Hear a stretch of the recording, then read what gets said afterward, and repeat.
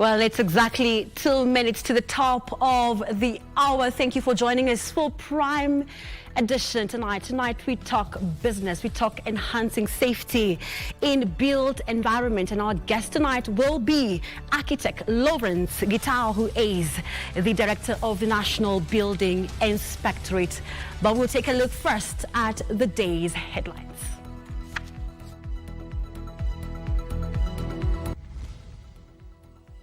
Back to the drawing board. High Court clips the powers of the National Police Service Commission, bars aid from recruitment and HR management of uniformed officers. Ndakwa norangwa, norangwa. Delivering the plan, President William Ruto fires back at government critics, urges opposition to offer credible alternatives. And appealing KEB's decisions, new amendments to the standard bill introduced a tribunal for businesses to appeal Kenya Bureau of Standards decision.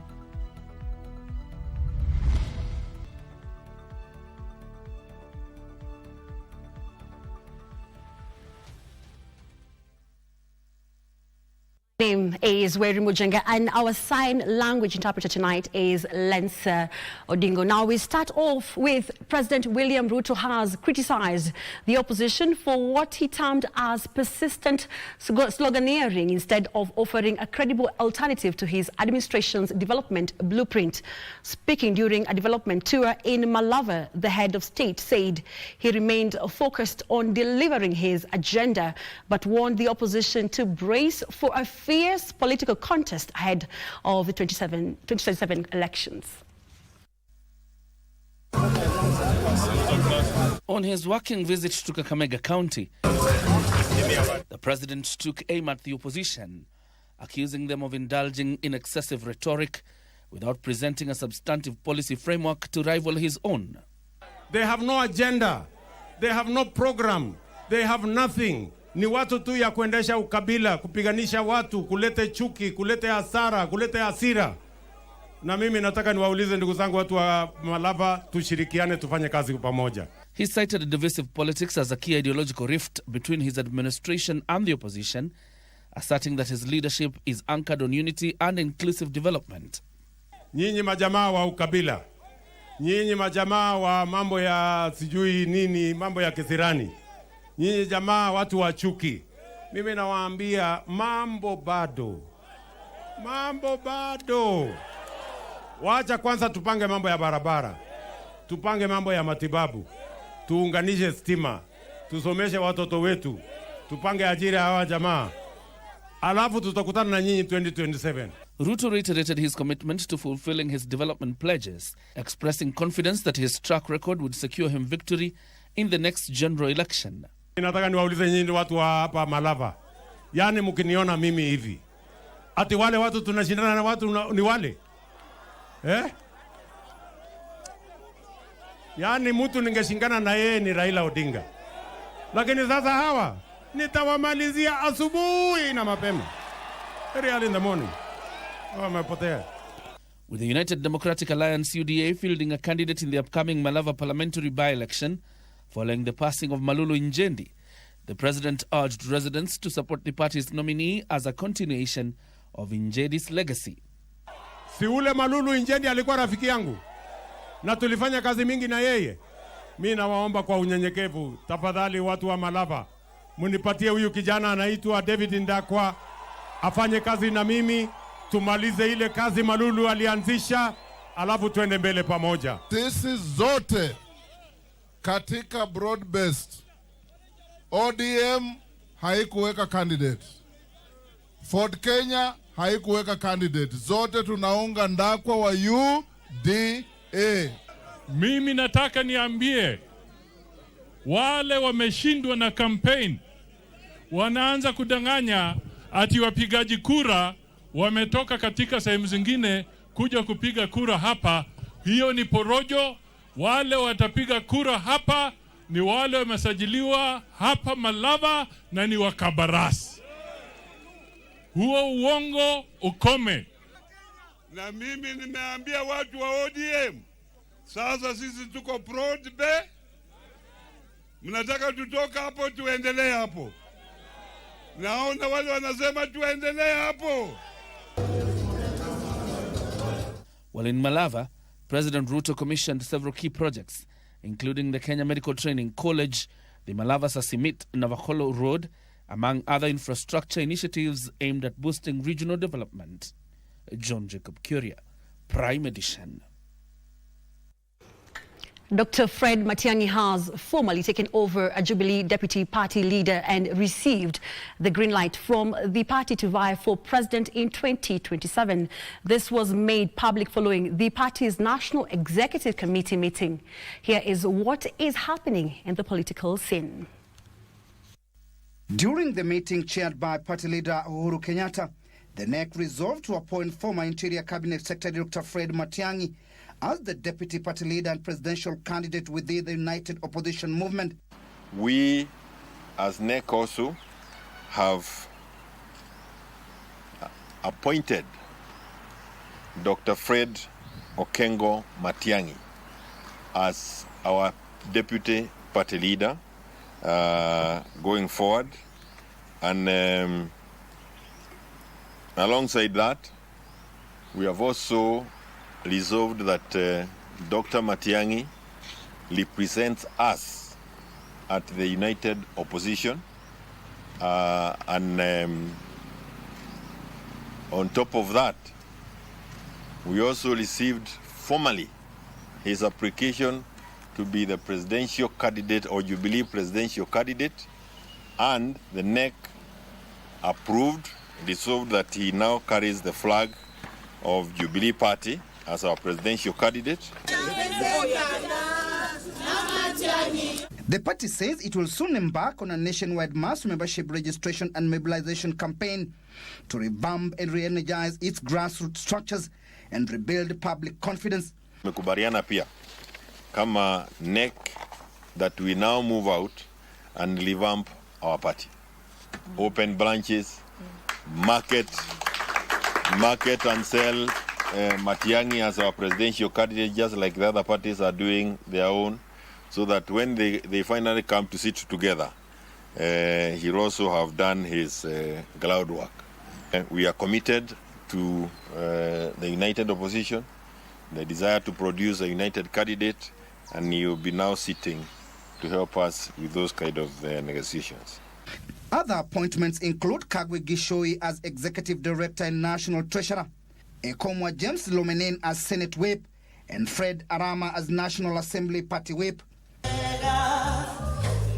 Elsewhere, the People's Liberation Party leader Martha Karua has criticized the government over what she describes as a calculated move to exploit the nation's grief following the death of Raila Odinga to pass controversial legislation. She warned that the laws were not only rushed but also designed to silence critical voices and evade accountability.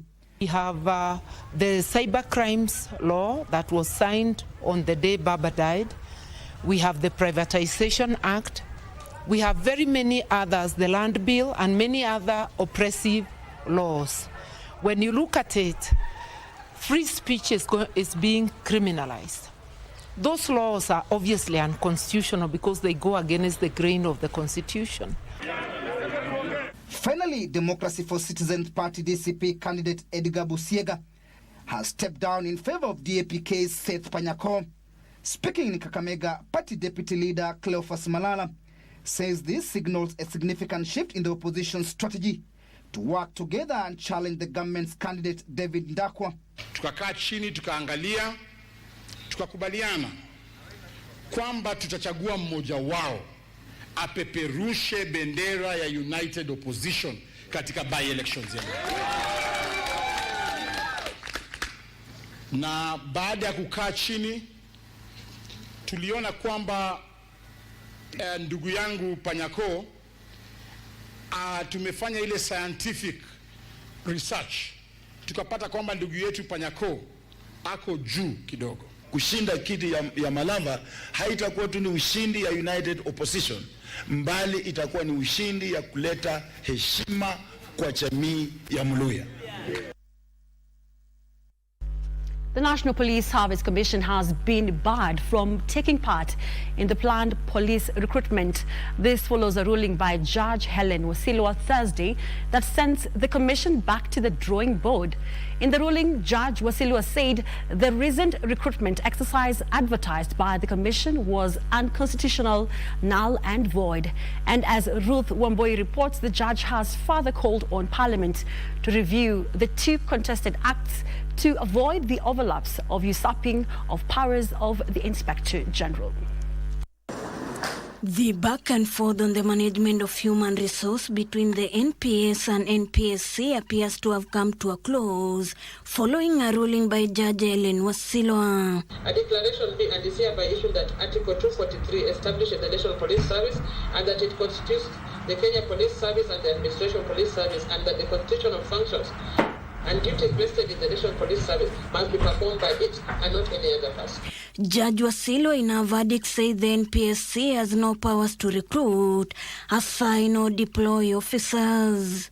The judge stated the Inspector General of Police holds independent powers of members of the service. A declaration being and is hereby issued that Article 245 to be enforcing of the Constitution vests the independent command of the National Police Service and provides that no person may give direction to the Inspector General. Justice Wasilwa issued a series of declarations affirming that the recruitment, training, assignment and suspension, as well as dismissal of police officers, can only be conducted by the National Police Service itself and not by any other external body.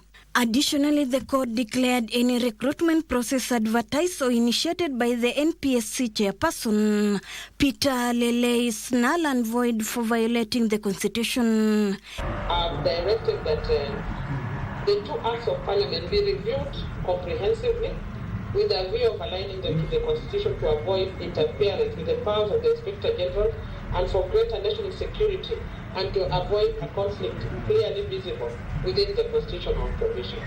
NPSC had scheduled the recruitment exercise to take place from 3rd of October to 9th of October 2025. On the 21st of this month, Judge Helen Wasilwa had submissions from the parties involved.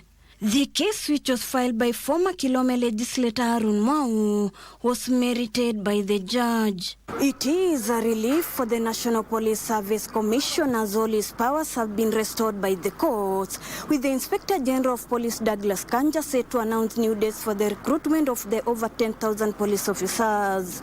Ruth Wamboi reporting from Jogo House, Nairobi. A cloud of grief and shock hangs over residents of Magumu in Kinangop constituency following the brutal murder of an 11-year-old boy. According to the residents, the boy had spent the previous day at the farm with his mother but went missing later in the evening. The decapitated body of the grade 5 pupil at St. Christopher Comprehensive Primary School would later be found dumped in a maize plantation off the Magumu Nyabeni Road. Now John Kahiro with the tragic events. Kinangop constituency in Nyandarua County. Sorrow and grief is felt here as residents try to come to terms with the gruesome murder of the 11-year-old boy. The young boy is said to have been killed by unknown assailants in this maize plantation situated off the Magumu Jabini Road, where his body was discovered early this morning. But even more shocking was that his head had been severed from the body. Tumeshangaa sana kwa sababu tumeitiwa kijana mdogo wa shule akiwa ameuawa. Na hii ni vibaya sana. Yule mtu amefanya na hii kwa hiyo kitendo, tutajaribu juu chini ili tusikiane na serikali ili mambo yote iwe sawa sawa. The locals here are speaking in hushed tones amid queries on the motive of the gruesome killing. Nimesikia vibaya sana kwa sababu ya Sami. Ni mtoto mwerefu sana, alikuwa anasomea Christopher, mtoto wa grade 6. Tunaomba wazazi tu waendelee kuangalia watoto wao, na pia wazazi wote wako hapa, si wazazi peke yao. Akina yudhi wetu tuwe tunaangalia watoto. Ukiona mtoto kwa barabara, ujui vile anafanya, pengine ako na stress. His body has been transferred to the Naivasha Hospital mortuary pending an autopsy and further investigations. Ni vizuri kuuliza mtoto wako na nini, na wazazi ni waulize sana. Ukiona mtoto wako na shida, abia wakubwa wetu juu tuko na chief, tuko na assistant chief, tuko pia na tunaangalia haki ya watoto. Elsewhere in Homa Bay County, residents of the Waundo village in Suba North constituency took to the streets protesting the release of suspects linked to the defilement and murder of a school girl identified as Mary Teresa Ogolla. Jaji mwanamke alisema hao washukaji au washukiwa hawakuwa na kosa. Ni samples 3 zilifanywa, 2 hazikuwa zimerudi. Kuna sample moja ndio ilirudi. Na hiyo sample moja walisema ilikuwa raping. Na hii raping walipata kama hao washukiwa hawakuwa involved ya raping ya mtoto. Na mimi nashangaa. Mtoto alirepiwa akauliwa. The late Teresa, a pupil, was reportedly attacked while returning home from school, defiled and killed. Our question is why the suspects were released yesterday. If at all the suspects were proven innocent, then who are the killers of Mary Teresa? Can the government, can the administration produce the killers of Mary Teresa? Her father, Silas Ogolla Okello, expressed frustrations with the court's decision to free the accused persons, calling for justice. Why did they release suspects? They were just saying one raping, but murder they didn't say about. And my daughter was defiled and killed on the spot. Where are you staying now? Who can protect us? John Kahiro for Prime Edition. We all hope justice will be found. Now, Principal Secretary for Internal Security and National Administration, Raymond Omolo, has read the Riot Act to Kenyans along the Kenya-Tanzanian border. Omolo, in a strong warning, cautioned them against engaging in unlawful protests in the neighboring country. This comes amid protests witnessed at the Namanga one-stop border point, where residents took to the streets in solidarity with the Tanzanians as the neighboring country went to the polls. These were the scenes witnessed at the Namanga border point. Tourist vehicles and cargo trucks were grounded as the clearance at the border customs were halted. The scenes witnessed had the Principal Secretary for Internal Security and National Administration, Raymond Omolo, point out that Kenya has its own laws governing protests, urging those engaging in the protests to operate within the Kenyan laws. He, however, declined to comment on the ongoing protests witnessed in the neighboring country, Tanzania. As a country, we have laws and regulations that guides whether it's demonstrations or protests. And my appeal is that anyone who might want to be engaged or participate in any form of protest or demonstrations, let's do what the law allows us to do.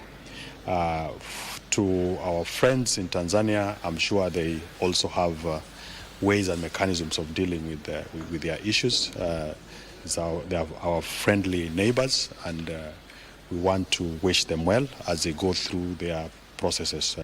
At the same time, Kenyans have been assured of their security, with the PAS noting that the security remains tight with heightened vigilance at the border points, warning that stern action will be taken against those who breach the law. I think the point is anything that is outside the law on the Kenyan side, we definitely will do what the law allows us to do. And also just to take the opportunity to appeal to anyone not to take the law into their hands and just do what is expected.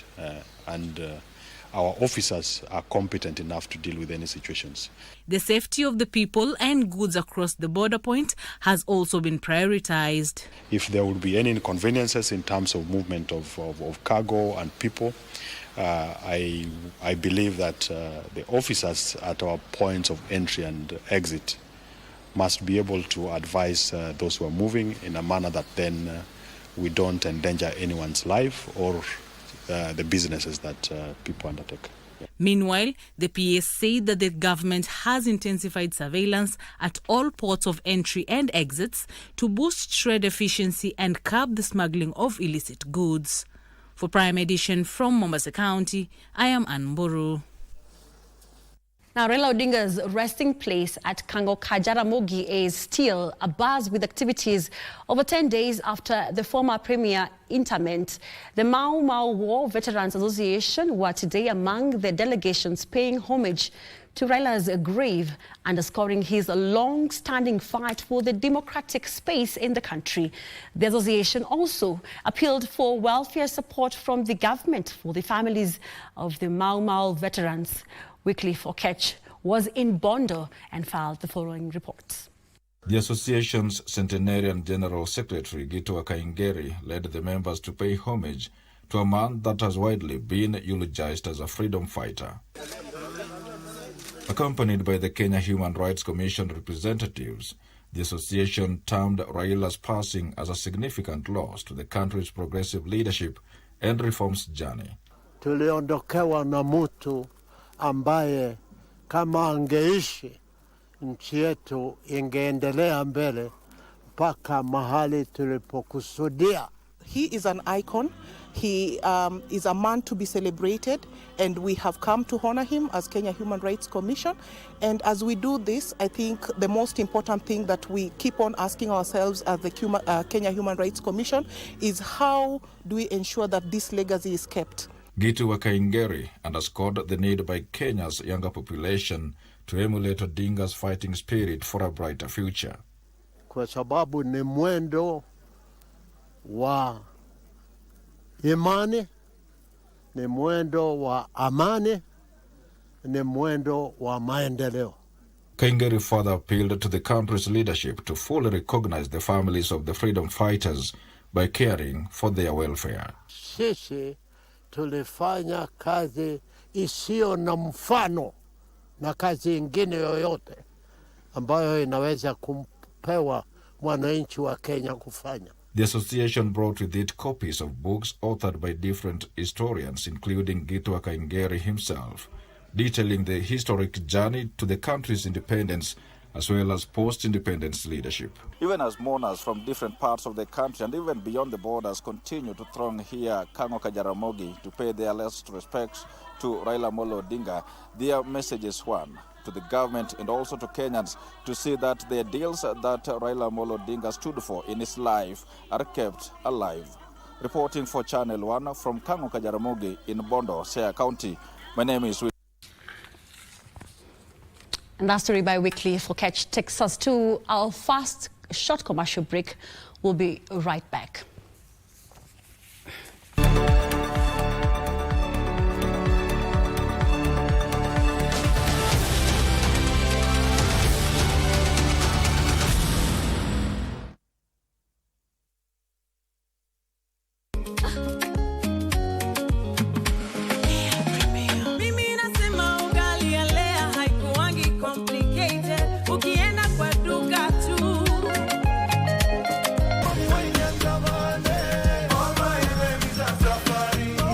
I am 10 years old, grade 5, and my talent is acting and dancing.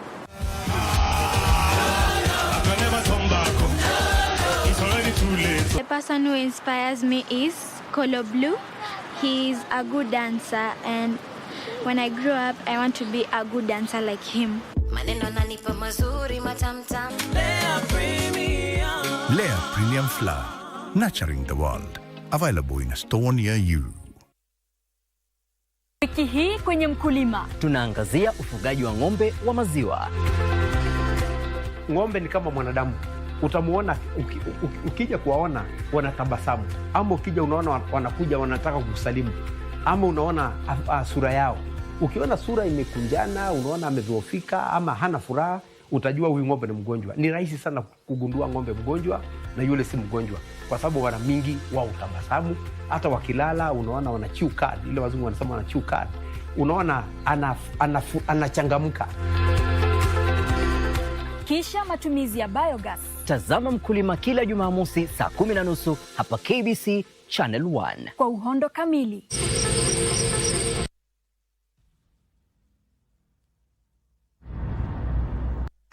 And if you're just joining us, we are live on YouTube at KBC Channel 1, as well as other social media platforms. And as I had earlier on told you, we are tonight talking about enhancing safety in a built environment, as Kenya has witnessed the growing concern over safety and integrity of its buildings, from construction quality to compliance with standards. And tonight we'll be joined by Lawrence Gitao, who is the Director of the National Building Inspectorate. Do stand by for that conversation. Now we continue with the day's news, where Ushirika Wema founder Tessie Musalia is proposing the formulation of a mechanism which will ensure that all women who served in the country's disciplined forces are recognized.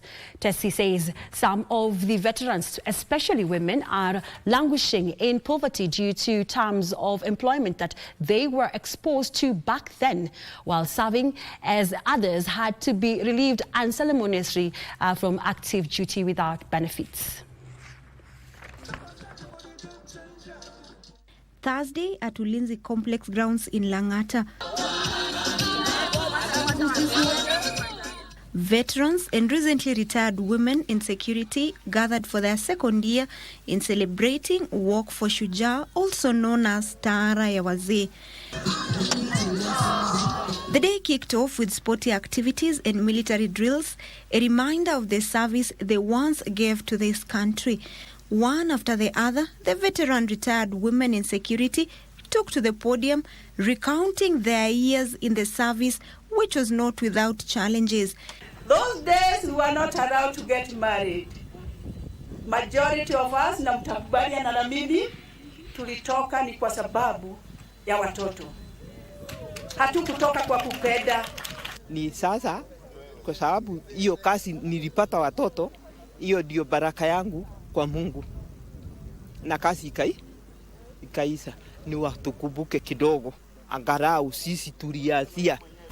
Colleague veterans, how can we explore strategies that will enable us to give back to the society? It is at this point that Ushiriki Wema founder Tessie Musalia, who had hosted the retired service women, gave a proposal which the government can honor them.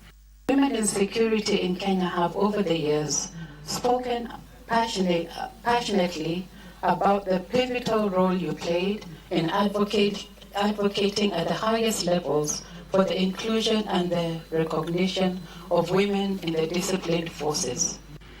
Tessie also called for the expediting of the 2024 Elderly Persons Bill by Parliament, adding that the law on the protection of older persons is long overdue. We are deeply concerned by the slow progress of the Older Persons Bill 2024. The bill seeks to safeguard the rights of older people from exploitation, violence, abuse, and neglect. It also promises placement in residential facilities for the elderly. Meanwhile, Christina Part, who represented former First Lady Mama Ngina Kenyatta, challenged the women to form a circle for their personal and collective development. And I am pleasantly surprised kwa sababu nguvu mnayo ya kujifanyia kazi na mikono yenu. Kwa hivyo kile tu mnaomba ni usaidizi kidogo. Opicho Chemtai for Prime Edition. Chinese ambassador to Kenya, Hu Haiyan, has called for deeper cultural and people-to-people exchange between Kenya and China, asserting that such cooperation is crucial for strengthening diplomacy, boosting tourism and fostering mutual understanding. Speaking in Nairobi at the launch of the Africa Championship of Chinese Cuisine, Haiyan noted that Kenya and China are entering a new era of partnership that extends beyond trade and encompasses education, creativity, and shared prosperity. China's top diplomat in the country has once again highlighted the vital role of culture as a bridge between nations, fostering understanding, promoting peace, and strengthening partnerships. The power of culture lies in both tradition and inclusiveness. In today's arena, I'm convinced we will see interpretation of classic Chinese dishes, as well as creative fusions with African ingredients, This embodies the essence of Chinese culinary philosophy, harmony in diversity, and reflects the spirit of China-Africa friendship. Her sentiments come as Nairobi and Beijing enhanced their collaboration through the China-Kenya Culture and Tourism Season, an initiative launched following President William Ruto's state visit to Beijing earlier this year. The initiative aims to boost cooperation in art, tourism, education and technology. The two heads of state agreed to elevate our bilateral relations to a Kenya-China community with shared future for the new era, while in pursuit of building an inspiring example for the all-weather China-Africa community with shared future for the new era. This collaboration was prominently showcased during the Africa Championship of Chinese Cuisine, where 40 teams from Africa and China celebrated creativity and cross-cultural appreciation. Our students are going to learn. We have our student helpers who are going to assist the competitors to be able to produce the best of the Chinese cuisine. Jointly organized by Chinese Embassy, Kenya Utalii College and the World Federation of Chinese Catering Industry, the event is part of a broader cultural diplomacy effort, shifting focus from trade and infrastructure to the exchange of talent, creativity and knowledge. It was kind of intense because it was a Chinese cuisine. It's not mostly done in Kenya, but it's also done in Kenya. So I was able to prepare Chinese style, chicken roulade, and also stir-fried prawns. Current trends indicate that cultural exchanges are rapidly emerging as a significant drive of economic growth, drawing visitors eager for authentic and diverse experiences. Last year alone, we had over 90,000 Chinese tourists who actually visited Kenya. We also have a number of Chinese investors who have been able to come to invest in the hotel industry. Ben Chumba, Prime Edition. The government has urged senior secondary teachers equipped with knowledge about competency-based education in STEM to share the knowledge with their colleagues in humanities and languages for effective delivery of the competency-based education curriculum in schools. Senior Deputy Director at the Teacher Service Commission, Andrew Mwarthi, says the state is banking on 52,452 teachers already trained to share the knowledge about the curriculum and enable learners to acquire the requisite competencies of the 21st century. He was speaking during a training in Nairobi aimed at equipping schools, heads of departments with knowledge and skills on the new curriculum to cascade to principals and board of management for schools for effective implementation. And mathematics are where curiosity is nurtured, where critical thinking is honed, and where the next generation of engineers, doctors, and innovators begins to take shape. Your leadership determines the quality of instruction and the resulting inspiration our students receive. And that's why we are calling upon you to put your best foot forward and deliver a quality training. Because already our quality is quite high. And this index was achieved when we trained almost 60,000 junior school teachers of science, mathematics, and technical studies. You are the team to midwife CPE.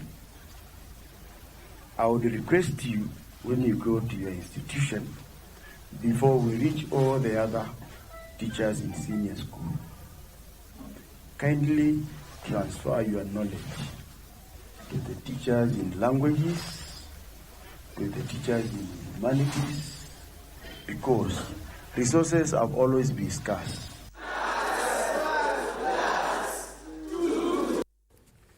Jamia Mosque, Nairobi marked 100 years of existence today, a journey of faith, leadership and community service. Speaking during the event, the chief guest, Cabinet Secretary for Health, Aden Duale, challenged Muslim leaders to ensure integrity, fairness and justice in service to all Kenyans. A book that captures the growth and service of Jamia Mosque over the years was also launched.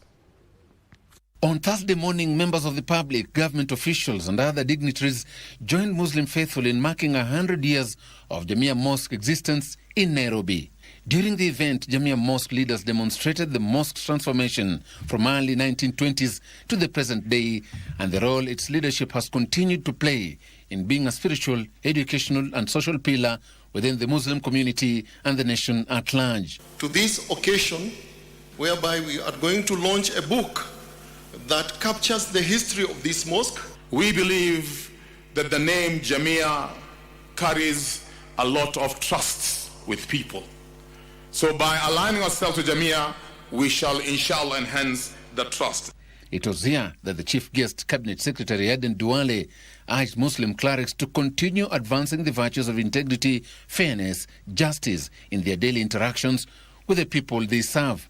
That leadership, you are the custodian on behalf of the Muslim Ummah and those other non-Muslims who elected you.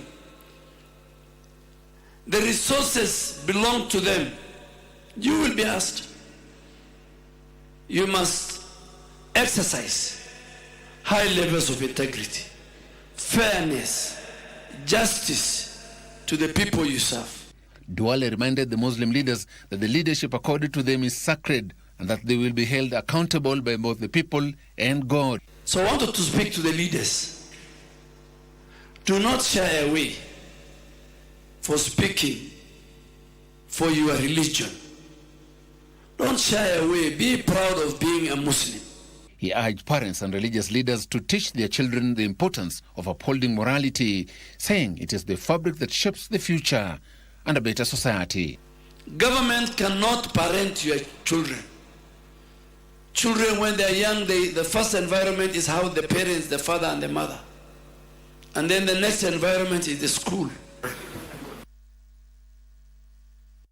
Now, Kenya's pledge to power every home under the Mission 300 plan is facing fresh scrutiny as civil society and disability groups demand transparency, fairness and inclusion in how billions in clean energy funds are spent. Details of this and more in our news brief. The civil society and disability groups are demanding transparency, fairness and inclusion in how billions in clean energy funds are spent. The groups warn that without deliberate planning, vulnerable communities could be left behind in the country's green transition. We are seeing already African countries are very burdened by the current debts in different sectors. So we are urging that AFDB, World Bank and other development partners must look at non-debt financing mechanisms and also establish or increase concessional financing to governments to ensure that energy is delivered at a faster rate to ensure that we have universal energy access. Separately, a non-governmental organization has unveiled an agroecology, sustainable food and environment improvement project to uplift the lives of people in Lurambi, Kakamega County, through farming. Just including agroecological processes can help to align our food security in terms of adapting to climate change and at the same time mitigating some of the effects of the climate change. Elsewhere, a section of civil society organizations has called on the government to support the youth-led initiative in the areas of climate change and other sectors in a move aimed at promoting the twin green economy. We are rolling it in Nairobi County and Kwale County, and it marks a very big day for us as we intend to empower the voice and the participation of youth, young women and men in promoting the twin green economy. Speakers at the official launch of the Sheria ya Vijana project in Nairobi underscored the importance of involving the younger generation in matters development, saying it will also go a long way in addressing the unemployment crisis in Kenya. We're also working with the education institutions, especially the TVET institutions, because around TVET we want to ensure that the TVET curriculum is greened and digitized to ensure that when youth go for TVET through the TVET institution programs, then they come out already baked within the issues of green and digital economy. We are mainly focusing between under 30, so young people. So we really hope that we can mobilize a lot of young people to engage and to get empowered and to also gain from the green economy.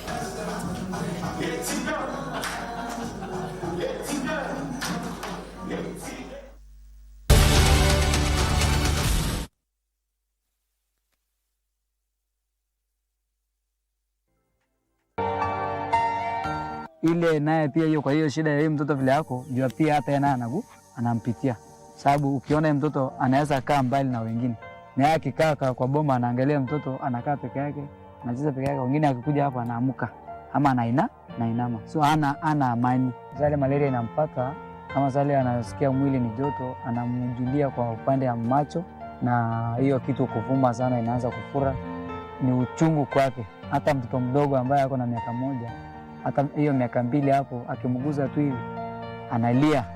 Kuna wakati yeye msichana alilia sana, akaumia, mpaka msichana akasema, akataja kitu ambayo Mungu unichukue, tafadhali unichukue nikuve.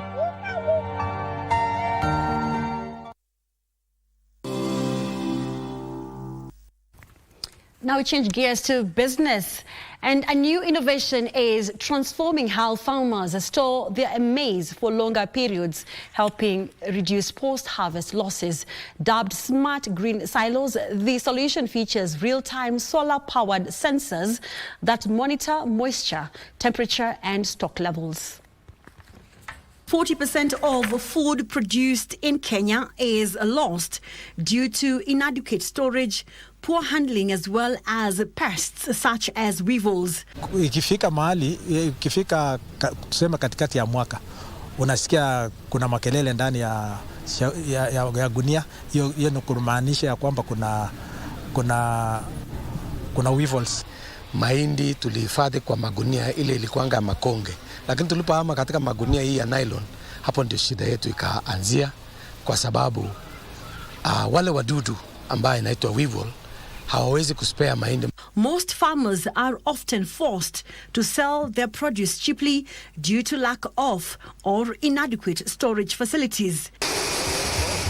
As part of the solution, a new climate-smart technology using airtight hermetic silos that can preserve the grain has been unveiled. We help farmers store their grain safely. We are tackling a very huge issue in Africa, that is post-harvest losses. The metal silos are equipped with real-time solar-powered sensors that track moisture, temperature and stock levels, as Ogla Maza, a manager at Africa Silo, explains. Yako ikishakauka vizuri, unaimwaka hapa ndani. Kwanza unafunga hii outlets, then unamwaka mahindi yako hapa ndani. Ukimaliza kumwaka mahindi hapa ndani, unaweka a panning candle, mshumaa yenye inawaka. Hiyo mshumaa yenye inawaka inatusaidia kutoa hewa yenye umefunga nayo hapa. Sasa kama kuna wadudu wenye wako hapa ndani, ama zile mayai za au wadudu siko hapa ndani, sita suffocate. Over 16,000 farmers across Kenya have adopted the silos, mainly to drastically reduce post-harvest losses. Over time, we found that our farmers have a challenge in terms of drying, and this has caused a lot of issues on aflatoxin. And it's something that has triggered us to come up with a solution. We are bringing mobile dryers that will be on the farm. Farmers in Moisbridge say the innovation is a game changer, especially now with the heavy rains that have worsened spoilage of maize. Wakati huu ya mvua tunahangaika sana kwa sababu mvua inanyesha, mahindi yanatusumbua sana. Wakati wanapovuna mahindi yao haitaweza kuwa na kuoza, ama it is like a permanent solution. Wairimu is calling for more support for youth-led enterprises to scale up such solutions through training of local artisans to impact more farmers. As long as we cannot manage post-harvest losses, then there is a problem. And so today we have seen that we have the capacity locally.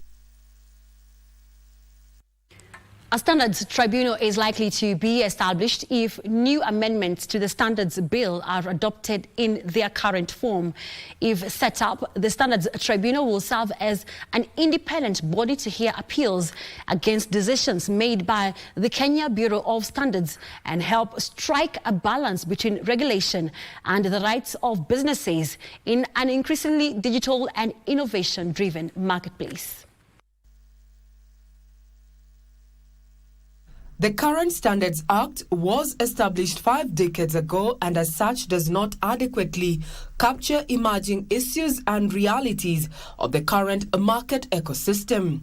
And a lot have changed, especially in terms of technology, way of doing business. And so we are here to get the views of the public and also the other stakeholders so that we can be able to improve the standards bill to make it more relevant and also make it very competitive. Proposed amendments to the Standards Bill seek to reposition the Kenya Bureau of Standards as the national standards body of Kenya with an expanded mandate not only to develop and enforce standards but also to safeguard national measurement systems, regulate certification marks and monitor product quality across physical and digital platforms. We are looking at reviewing the existing Standards Bill so as to make it fit for purpose in an industrialized country to ensure that all the goods that are manufactured locally, including services, they are fit for purposes and fit for the members of the public. To reinforce customer protection, the proposed bill introduces mandatory recalls of unsafe products. The amendments further expand the licensing and registration requirements to enhance accountability among market players, including manufacturers, calibration service providers, and cargo consolidators. Get an understanding. If you have any question or any comment, you can actually comment, and the deadline for comments is 14th of November. Regina Manyara reporting for KBC Channel 1. Unemployment is likely to get worse in the coming years due to a job skills mismatch. Already the job market in the world is facing a shortage of skilled labor due to the changing skills set needs. Now, Nexford University founder and Chief Executive Officer Fad Al-Taza says there is a need for reskilling and upskilling to remain relevant in the future job market. Taza is urging Kenyan youths to take up artificial intelligence training to acquire new skills that can give them competitive edge in the global job market. A report released by Nexford University says that artificial intelligence is key in emerging trends in job creation, degree value, and global talent mobility, adding that Kenyan professionals can now access global opportunities without seeking relocation services. Have a unique opportunity today to adopt AI and become a digitally native population. They're young, they're digitally savvy, they're much younger than people all across the world. They have a unique opportunity to master AI across all fields, finance, HR, legal, marketing, whatever it is. So that's really the opportunity. There will be no jobs that are not AI-enabled jobs in the future. AI is very much like power or electricity. It's a utility, very much like the way computers and the internet came into the office. And it's not a complicated thing if you try to understand it on a personal level. And as a young person, my goal would be to understand how AI makes me more productive, B, AI makes me more efficient. The AI will not replace everything, but it's how do we augment the jobs that we do with AI. So it is about upskilling our people, helping them to unlearn old behaviors and relearn new skills that they can be able to use to augment the jobs that they are doing with AI. Farmers are migrating to diesel-powered water pumps to solar-powered ones. In Tech One tonight, we take you to Mbeere South in Embu County, where smallholder farmers are saving costs while reducing pollution through the use of sustainable irrigation methods.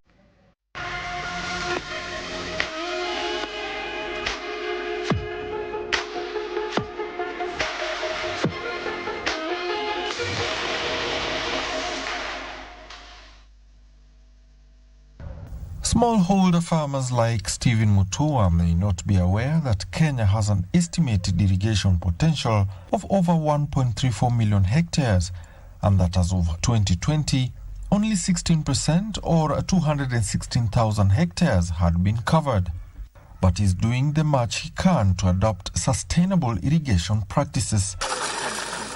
He has decided to move from the expensive and air-polluting diesel-aided water pumping method. Tunataka kuchange kwa hii system ya solar.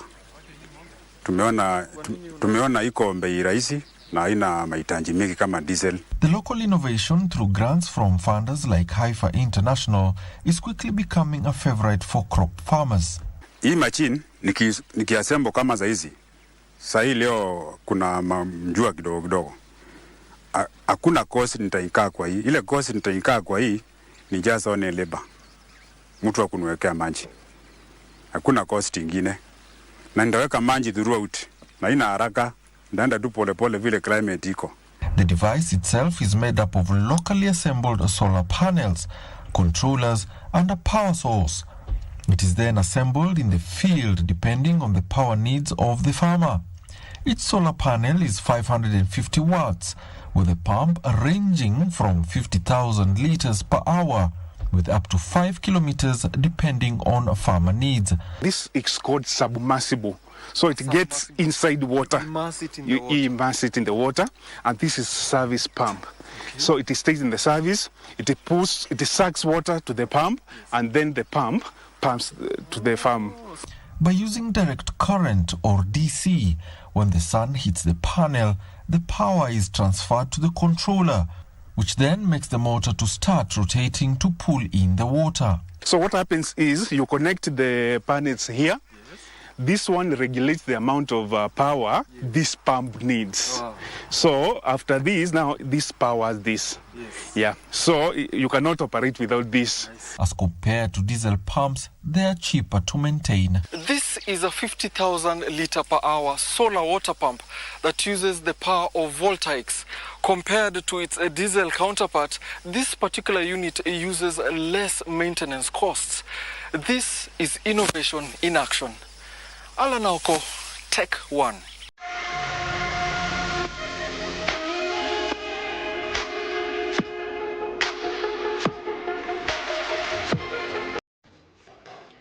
An individual or private company will no longer directly or indirectly hold more than 5% of the Nairobi Securities Exchange equity share capital, nor will public company exceed 10%. This follows a move by the Nairobi Securities Exchange to tighten oversight on shareholding compliance to not only curb concentration of ownership, but also foster more inclusive participation and transparency. The Nairobi Securities Exchange is reminding all shareholders, trading participants and market stakeholders of the shareholding requirements governing the bourse as outlined under the Capital Markets Nairobi Securities Exchange Limited Shareholding Regulations of 2016. The Nairobi Securities Exchange says no individual or private company should directly or indirectly, whether acting alone or in concert, will hold more than 5% of its equity share capital. In addition, public companies are restricted to a 10% stake, while trading participants collectively are not allowed to own more than 40% of the Nairobi Securities Exchange total issued shares. In a statement, the Nairobi Securities Exchange wishes to remind all shareholders and intermediaries to exercise due caution when trading in NSE shares to avoid any breach of the prescribed thresholds. The NSE is further advising investors to notify the bourse of any intended transactions involving its shares and to seek written confirmation prior to execution to ensure compliance with regulatory requirements. The Nairobi Securities Exchange is further advising all parties to review their current and prospective holdings to ensure continued compliance with the applicable regulatory framework. The latest compliance drive is geared at promoting fair competition and balanced influence among market participants. Regina Manyara reporting for KBC Channel 1. Thank you, Regina Manyara, for that story. And remember, our conversation tonight is on enhancing safety in built environment. And We are asking who really keeps an eye on construction safety in Kenya, and that question will be answered by architect Lawrence Gitao, who is joining us tonight. He is the director of National Building Inspectorate, as he shares more on the mandate of the National Building Inspectorate. Now, continuing with the day's stories. Now, Equity Group made 54.1 billion shillings in net profit during the first 9 months of this year, representing a 32% growth. The profit was driven by 10% increase in total operating income to 156.3 billion shillings. The stock of loans and advances to customers rose to 859.8 billion shillings as at end of September 2025, up from 800 billion shillings during a similar period last year. From this, the lender booked 129.5 billion shillings in total interest income, which is a 2.9% increase on what Equity Group made during a similar period in 2024. This was mainly dragged by lower interest income on loans and advances that reduced to 77.8 billion shillings, down from 79.4 billion shillings in 2024. Lower total interest expense helped push up the net interest income by 16.1% to 93.6 billion shillings. In addition, total non-interest income marginally rose from 61.2 billion shillings to 62.7 billion shillings, mainly powered by higher fees and commissions, giving us a 16% growth in net interest margin from 80 billion to 93 billion, and non-funded income 3% from 61 to 63 billion, and total income growing by 10% from 142 billion to 156. On the expenses side, staff costs increased from 23.95 billion shillings to 28.57 billion shillings. The increase was, however, offset by other costs, which resulted in total operating expenses marginally reducing to 90.68 billion shillings. Equity Group projects that its DRC subsidiary could outperform the Kenyan subsidiary by 2027, mainly due to business opportunities in logistics and agriculture. Then valued the energy of Inga Dam. If we valued the mineral resources of DRC, that tells you the opportunity that Equity positioning itself and having 24% of the market share in DRC means to us. Non-performing loans increased 3.1% to 129.2 billion shillings, while total assets hit 1.82 trillion shillings. Benson Rioba reporting for Prime Edition.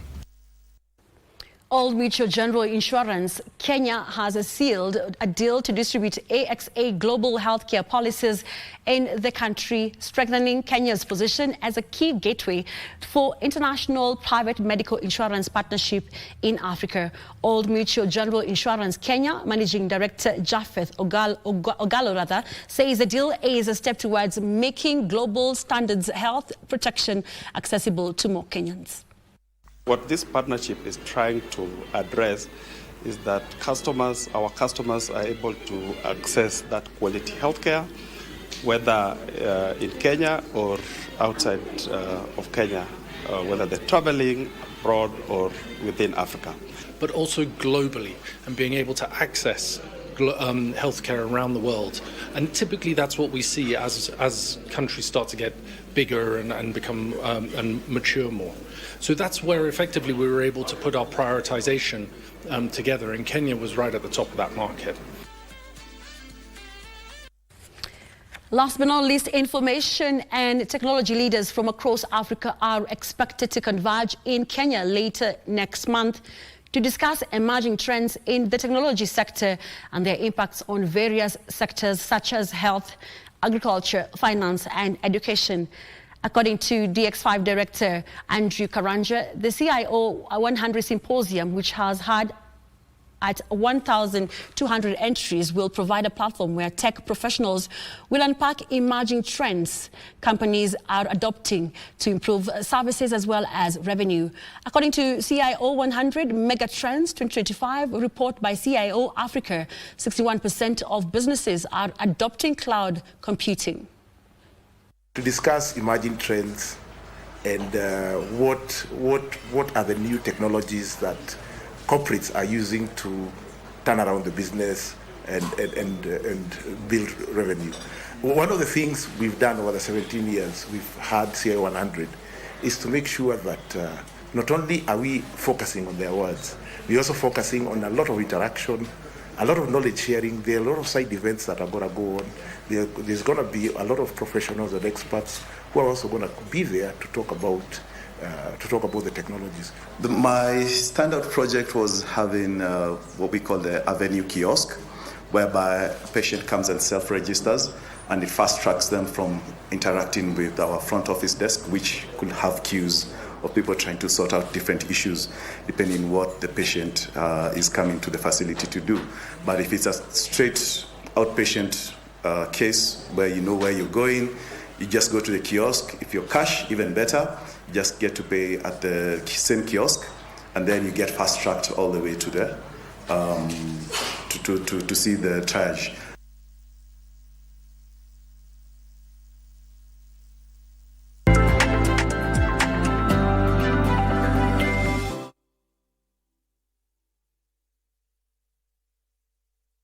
Tushinde.com. Cheza safe, cheza smart. Gambling is addictive, not for persons under the age of 18 years. Sasa kwa star 419 hash uko na game mpya. Tushinde spin corner. Simply spin. Kisha ngoja, na kwa entry moja unaweza angukia na uspin hadi mara 3. Na ikigonga 25,000 na kufikia instantly. Cheza spin corner sasa hivi kwa star 419 hash option 4. Tushinde.com. Cheza safe, cheza smart. Gambling is addictive, not for persons under the age of 18 years.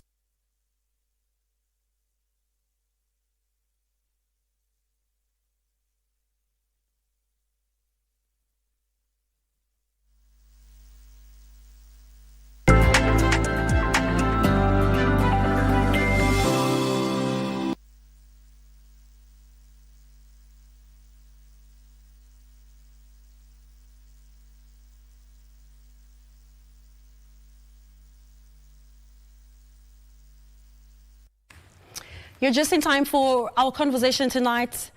We have seen those worrying headlines, building collapsing, people losing their homes, and questions being asked who really keeps an eye on the construction safety in Kenya. And joining me now is architect Lawrence Gitau, the director of the National Building Inspectorate, to talk about what is being done to strengthen building safety and accountability in the sector. Welcome, architect. Thank you and good evening. Good evening too. Let's begin with the big picture. For Kenyans who may not fully understand what the National Building Inspectorate does, how would you describe your mandate role in safeguarding the built environment? Thank you very much. The National Building Inspectorate is a directorate in the State Department for Public Works, and we exist to ensure that the buildings that Kenyans live in are safe and resilient. Our main mandate is to coordinate the players in the industry, and there are many. Okay. Yes. Now, architect, if I may ask for Kenyans who may not be familiar with, of course, the mandate you've just mentioned, one of them, but since NIB was established, how has the state of building safety and compliance in Kenya evolved? The National Building Inspectorate was started through a presidential directive in 2015 by the then president, Uhuru Kenyatta. And it's after a number of buildings had collapsed. There was the Huruma, Sunbeam, and others. And it peaked to some point, but in the last 3 years, through the efforts of the State Department and our PS, Joel, and the National Building Inspectorate, and of course all the other stakeholders, the building collapses have come down. In fact, this year we've just had very few, and we hope to continue like that. Okay. And when you look at, of course, the way you're talking about these several tragic incidents of building collapses, from your inspections and audits, what are the recurring causes of these failures? Buildings have collapsed due to several issues, but key among them is the lack of involvement of professionals. Most of the projects that have collapsed, most of the buildings that have collapsed are often under construction. And these buildings, with the scarcity of land are the buildings that have parking on the ground floor, or buildings that have been approved for a few floors, but the owners have decided to extend them. And majority of the buildings that have collapsed, there's been no involvement of an architect and no involvement of an engineer. Though we've seen projects that supposedly have been approved or have been designed by architects and engineers, have passed through the county government and approved, but the designs and the drawings fail on paper. They fail even before they get on site. Beyond that, we have issues of workmanship. Kenyans have devised a way of complying on paper. We register our projects just to be seen that we have a contractor. We put names of architects just to ensure that our buildings are stamped and approved by the county government. We put the names of engineers just to ensure that we comply. But when you get to the ground, there's no architect, there's no engineer. The contractor that appears on the board has no staff. So you get a contractor, then after you put them on the board and you call your fundi and show them what to do. So when you do that, what happens is that the workmanship will be very bad, and often what you've seen, concrete is the one that is failing. Hii kitu tunaita kakoto, that is what is failing. So people are using poor materials, poor ratios, they don't vibrate, they don't mix well, they don't let it cure in good time. And of course, when the sizing and the design is bad, it will fail, and often with causing fatalities. Okay. With all that you have mentioned, how then does NIB ensure compliance with the national construction standards, especially among private developers operating in a fast-growing urban community? The role of the National Building Inspectorate is essentially to coordinate. The mandate of building control is with the county government. It's a devolved function. And what we've been doing when we move around with the stakeholders, we work with stakeholders to coordinate them. That is, as I said, from the counties to the other players, NEMA, National Construction Authority, to ensure that they all undertake the roles within their mandate. We are working on a system, a digitized system, where the national government would be able to see what's happening in the counties. You realize that in most of our counties, though they have this function, they've taken the function of development control as a function just to collect fees. And when they collect fees, they do not put appropriate resources to the departments that have the mandate for building control, that is the urban development, lands, and others. So they pick the money, it's revenue, but you go into those counties, there's no architect and there's no engineer. Upon devolution, something very sad happened. People thought that public works was devolved.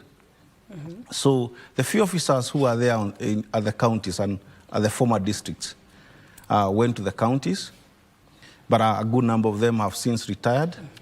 And we only have a State Department for Public Works. We have skeleton staff at the regions and at the counties. And these are the staff that would be expected as per the Constitution to offer support to the counties on the skills where they don't have. Okay. What we've done right now, we've been discussing with the Public Service Commission, and we've seen at least our staff establishment has been approved, and we are working to have it approved and recruitment happen so that the State Department for Public Works can reestablish its regional offices. And with that reestablishment, they can be able to offer support to the counties and to the other players, the other stakeholders where development is happening. Okay, do you conduct nationwide audit of buildings, and what are some of the key findings? Yes, we conduct nationwide audits. We've done quite a number of counties, and the key findings, as I've said, is that there's poor workmanship. Concrete is very bad. We have issues of materials in some areas of this country. Materials like sand, like aggregate. We have materials, barrow pits that are approved by nobody. You know, if you look at construction, for you to build a house, you require many materials. There are some materials, the materials that are manufactured, cement and reinforcement steel, those ones you're sure you'll get quality because KBC is on top of it. But the other key materials, the sand, ile mchanga, the kakoto, that is the aggregate, nobody approves the barrow pits where our people are getting these materials. So one is on materials. The materials are poor.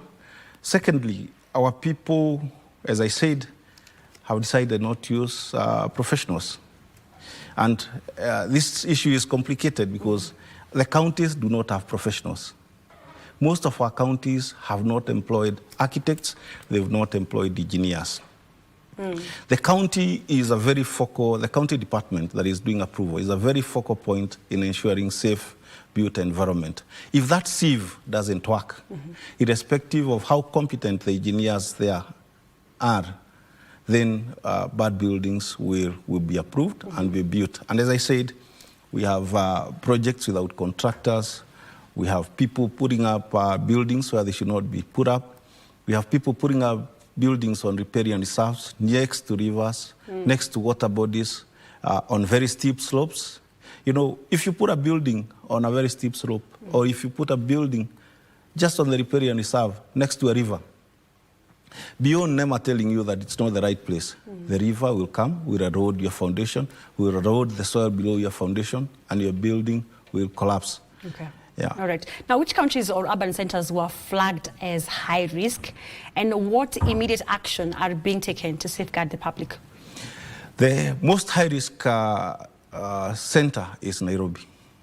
Nairobi, and especially the Eastlands, where they have issues of title deeds, where you find a whole estate where buildings have not been designed by an architect, have not been designed by an engineer. Nairobi ranks as number one. The other counties surrounding us, the highly urbanized counties, Kiambu has the same issues of Nairobi, but worse because of their soils. We have red soils there, and their valleys and their hills, soils that get waterlogged when it rains. So when it rains, you hear issues in Kiambu, in Ruaka, in Limuru, and the other places. Then the other highly urbanizing counties, Kisii, Nyamira, where there are a lot of money coming from the diaspora and is going to construction, and where the counties and the structures are not good enough, and where the environment has not made it possible that professionals, architects, and engineers can be attracted to set shops there, because anybody will get a drawing approved. We've seen Mombasa, and especially Mombasa Island. Mombasa Island and the areas just around it sits on coral. So sometimes you think you've founded your building on firm foundation, but below the coral are voids. So the way the land was formed, especially around the island, it's like a landfill. So we have serious issues in Mombasa. You saw the one that happened this year in April, where a building collapsed, and we have many other issues around Mombasa that are happening. Okay. Yes. So when a building is found unsafe, what steps follow, and are they demolished, reinforced, or marked for monitoring? When we go forward, we classify buildings. The best classification is safe. That means on structural integrity audit, it's safe, so that we let it stay. The one that is unsafe, what we do thereafter, we test. We do non-destructive test. We take our Schmidt hammers and other X-ray equipment and see whether there's enough steel in the concrete, whether there are voids in the concrete. Then we also expose foundation to see the size of the foundation, whether it's founded on firm ground. And of course, the basic is observation. See, buildings are living. They are just like people. So the signs of failure will be apparent. If there are cracks, depending on how the cracks look like and where they are, we'll make a determination on whether the building is unsafe or dangerous. There are some buildings, depending on the failure, that can be retrofitted, that can be brought back to life. But there are others where the failure is catastrophic and they must be demolished. For those ones that needs to be repaired or to be retrofitted, we offer supervision services for those buildings. And for the ones to be demolished, we also do the same. We approve the methodologies and supervise the removal of those buildings. How long does it take to determine whether a building is safe or unsafe? It depends on the size of a building. But basically, a 5-story building, you'll need, say, 5 or 6 days. if you have to expose foundation, cut concrete, sometimes get soil, take it to the lab.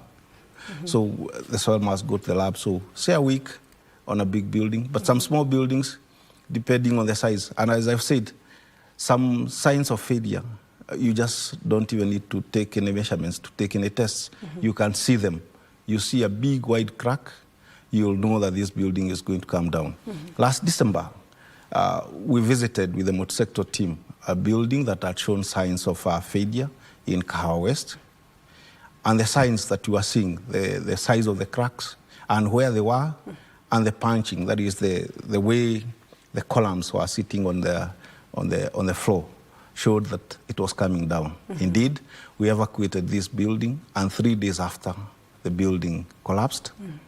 And since we had cordoned off, there were no fatalities, and people even had a chance to see a spectacular failure, unfortunately. Yes. As a tenant, can I be able to determine whether a building is unsafe or has cracks?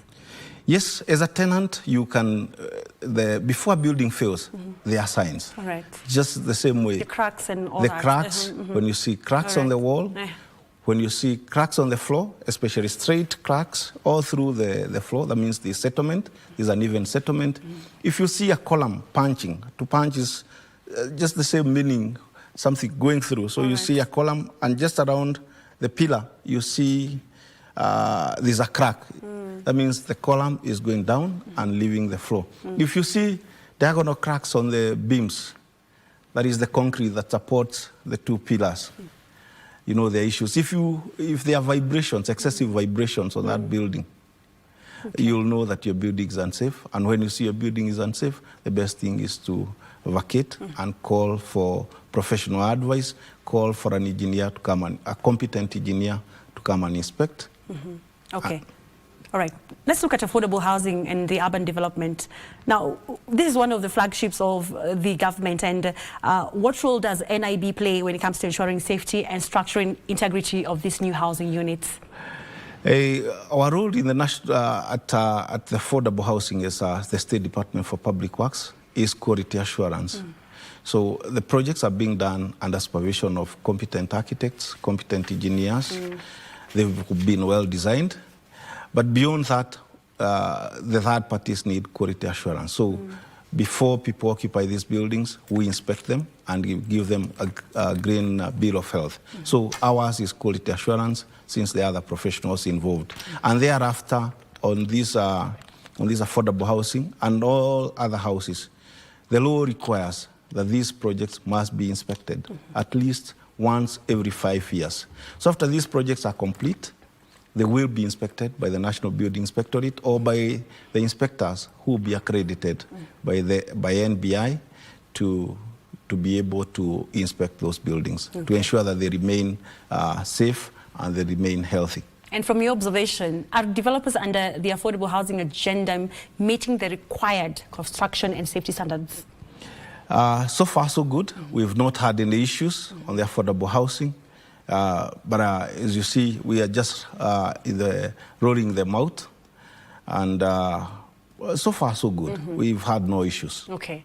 On collaboration and enforcement, and earlier on you had talked about a multi-sectoral approach to some of the issues in the construction sector. Now, building regulations, of course, as you have said, includes multiple players. How do you coordinate to avoid overlaps, and also strengthen the accountability? The way the law is designed, there are many players. As I said, there's the county government that starts the approval. There are the regulators of the architects, regulators of engineers. We have DEMA, we have Water Resource Authority, we have road agencies, KERA, KENHA, KURA, and the others. So what we do is that we have a multi-sectoral coordination team, and the one current is the CS, the Cabinet Secretary, has already pushed for its gazettement, is at the Attorney General's. So the first thing is that this multi-sector team is gazetted so that it has a legal mandate. And after it's gazetted, it's chaired by my PS, the PS Public Works, and I also co-chair as the Secretary, National Building Inspectorate.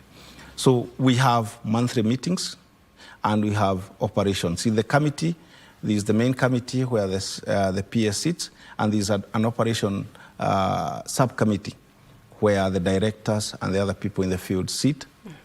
And the buildings that have been flagged, we risk profile buildings. We do not do blanket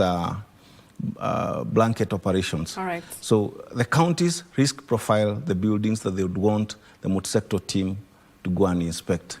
Often these are buildings that have issues beyond their control or have politics. It's important to realize that our counties operate under a very highly politicized environment. So to be able to overcome this highly politicized environment, they need to call the multi-sector team, where you cannot say it's A who made the decision, it's the team. Okay. So what legal or administrative measures are in place to hold rogue developers, engineers, as well as architects accountable for unsafe building?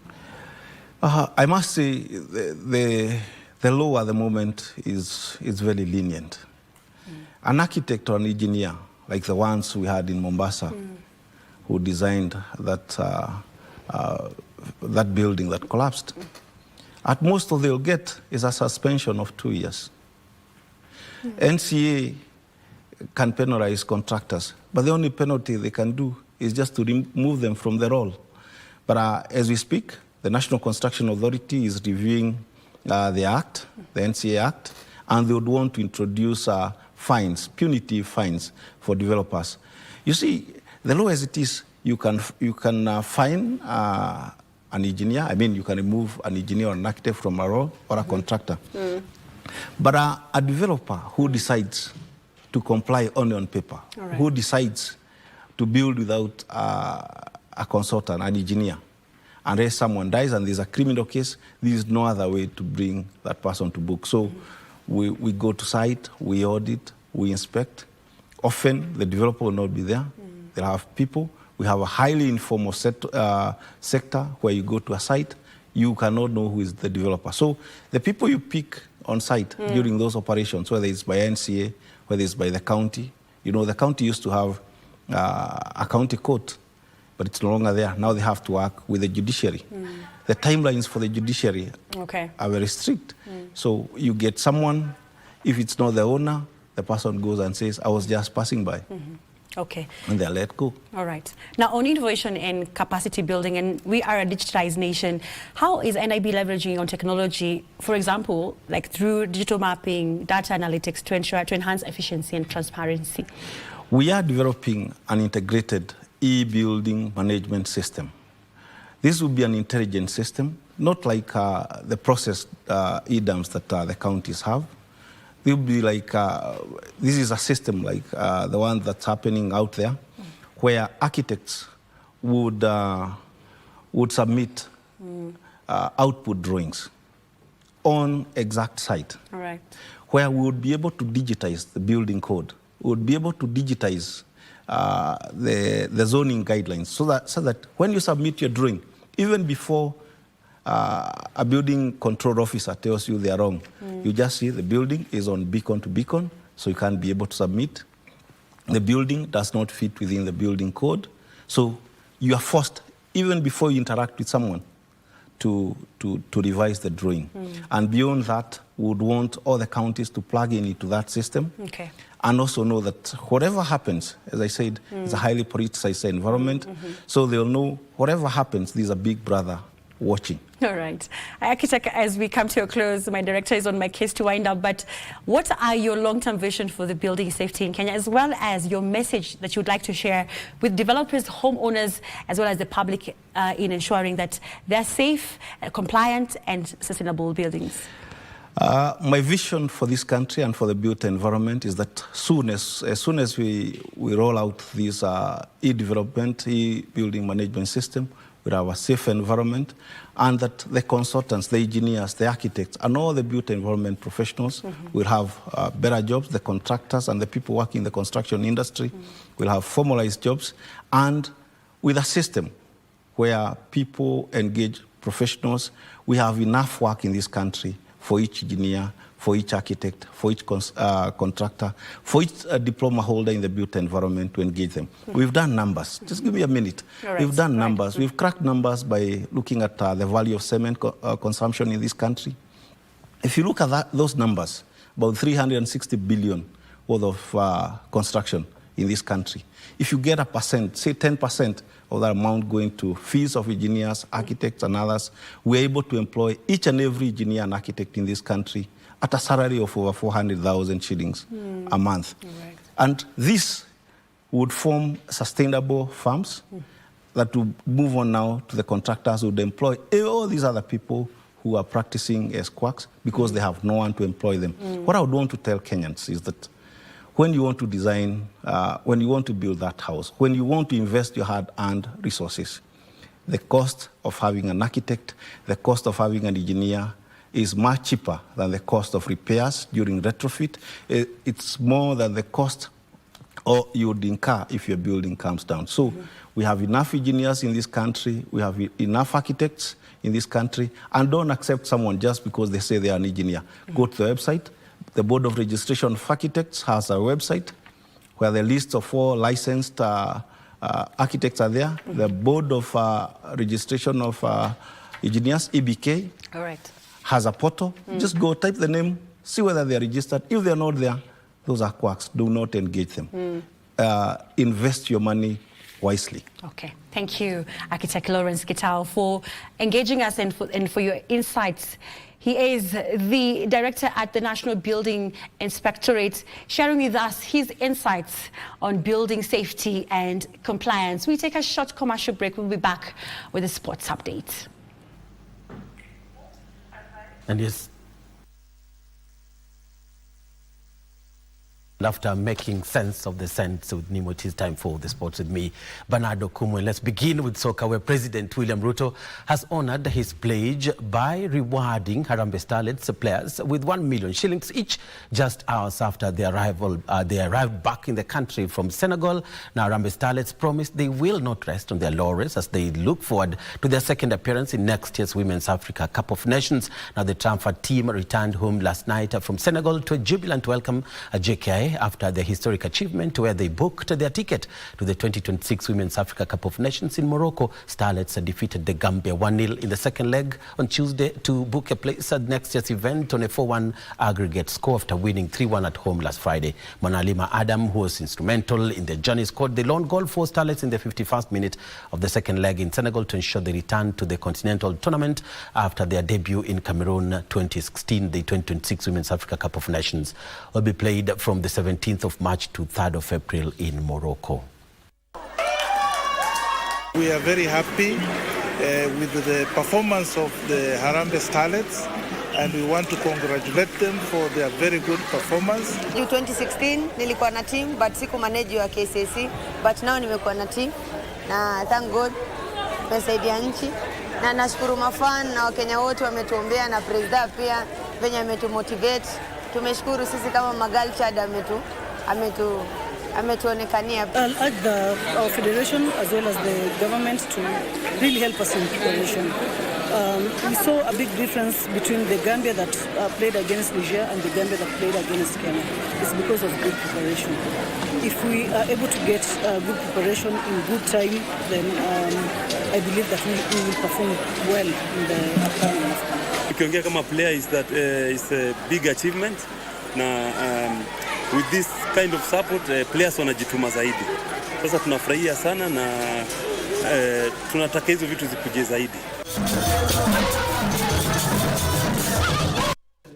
And well done again to Harambee Starlets for making the ticket to 2026 Africa Women's Cup of Nations. Still on soccer, where Posta Rangers missed out on a chance to go joint top with Kakamega Homeboys after letting a 2-goal lead slip through their fingers to draw 2-2 with Moranga Seal in one of the 2 FKF Premier League matches played today, Thursday, I beg your pardon. Posta, who were chasing a place at the top of the table, led at halftime through Caleb Olilo and Faustino Jambo, but the deficit was reduced in the 67th minute through Lucas Maina. 9 minutes later, Joe Waithera put the score back on level terms as Moranga Seal picked up a pointer from the match to salvage their pride. Gor Mahia used the chance to move up to second on the table after beating Madara United 2-0 in the second game played today.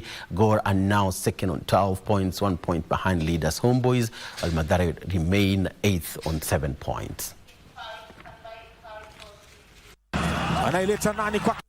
And Kenya has already bagged 1 gold medal, a silver, and 3 bronze medals in the ongoing IBSA Para Powerlifting World Championship in Turkey, thanks to visually impaired weightlifters Alan Macharia, Phyllis Wanjiru, and Esther Mwende. Alan Macharia won gold in the men's 50 kgs category, as Phyllis Wanjiru won 3 bronze medals in the women's division. Esther Mwende won silver medal in the women's 60 kgs category, as the Kenyan team showcased remarkable strength and determination. The tournament has drawn participants from more than 40 countries, including host nation Turkey, the United States, Russia, Germany, and Moldova. Kenya is currently 9th on the standings out of 40 countries, with head coach David Miduda praising the team's effort as they await more medals in the 120 and 150 kg deadweight for B1 athletes.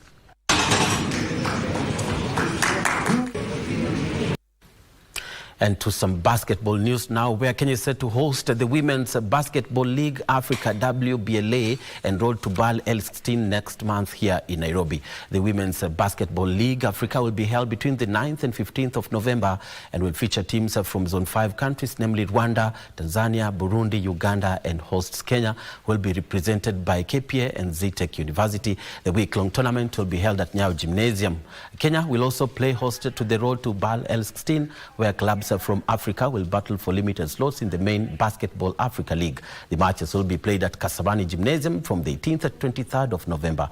Kenya will be represented by Nairobi City Thunder, who will be out to replicate the unbeaten performance last year, which saw them qualify for the main league on their debut. City Thunder, who are also the reigning men's Premier League champions, have been boosted by the extension of their partnership with USA's Oxford University. Meanwhile, KBF has named the men's and women's squads ahead of the Africa 3-on-3 youth camp scheduled from the 31st of October to 2nd November in Dakar, Senegal. The squads consist of 4 players each, with the men's team being coached by Griffin Ligare, while the women's team will be coached by former international Samba Mujomba. The camp, which will also draw Senegal, Egypt, and Algeria, will help the teams fine-tune themselves ahead of the Africa Youth Games due in Angola and next year's Youth Olympic Games in Dakar.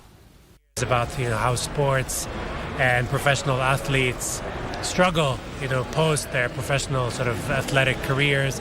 And we've been doing a lot of analysis of how we can help support athletes all across the world. We get to further education through scholarships as we play. So I feel like it's an opportunity for players to enhance their education. Canapamo. Ding.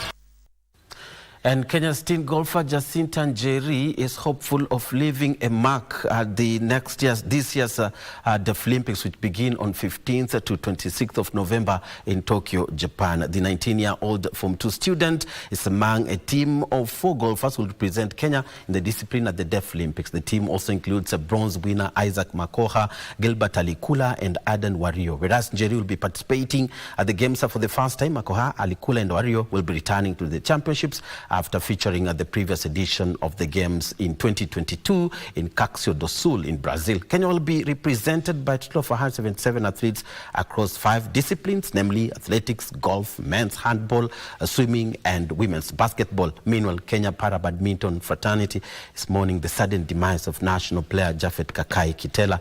Kakai won gold medal with the Kenya Para-Badminton team in the mixed triple relays at the recently held World Ability Sports Beach Games in Maxine, Turkey.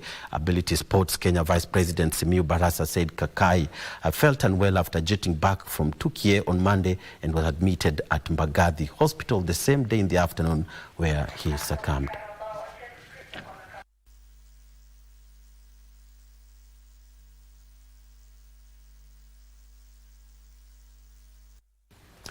And now switching over to news making headlines across the borders, where the English Premier League champions Liverpool were eliminated from the Carabao Cup last night in the last 16 by Crystal Palace, who set up a quarter-final place against Arsenal. Now Arsenal reached the last 8 after a 2-0 defeat of Brighton at the Emirates Stadium, thanks to second-half goals from Ethan Nwaneri and Bukayo Saka. 18-year-old Ethan netted an assist from Miles Lewis-Kelly in the 57th minute before Bukayo Saka doubled the lead through a rebound from Hariman Anu's shot in the 76th minute.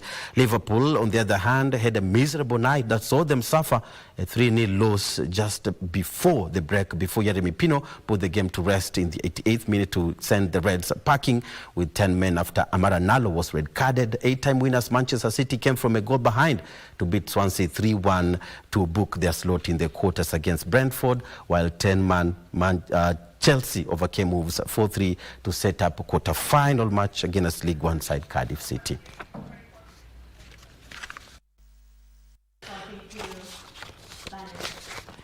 You can wrap that for us. Thank you so much, Nemo. And indeed, on that Carabao Cup is how we put a cap on tonight's sports. Thank you so much for watching. I'm Bernardo Kumu. And I'm Wairimu Njenga. Thank you for staying with us for the last 1 hour and a half. And we will continue with the rest of the broadcasting. And we put a cap, I and Bernard, on tonight's Prime Edition. My name, again, is Wairimu Njenga. Have a good night.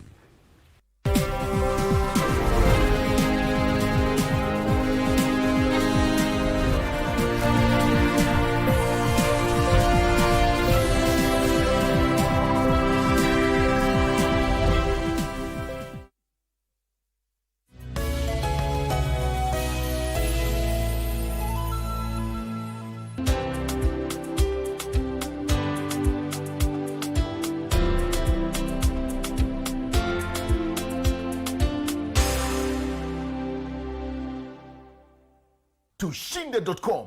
Cheza safe, cheza smart. Gambling is addictive, not for persons under the age of 18 years. Dosi amenala, sukuma moja. Wewe pia ndio muoga. Ndio maana Mazda Demi ilikupita. Demi haiko nipita bwana. Mimi najaza entry ticket zangu. Wewe hata unajua namba ya kusenda. Sini star 419 hash. Option 3. Ni Probox. Bwana finya hiyo kitu. Mfinye. Finya hiyo kitu. Mfinye. Finya hiyo kitu.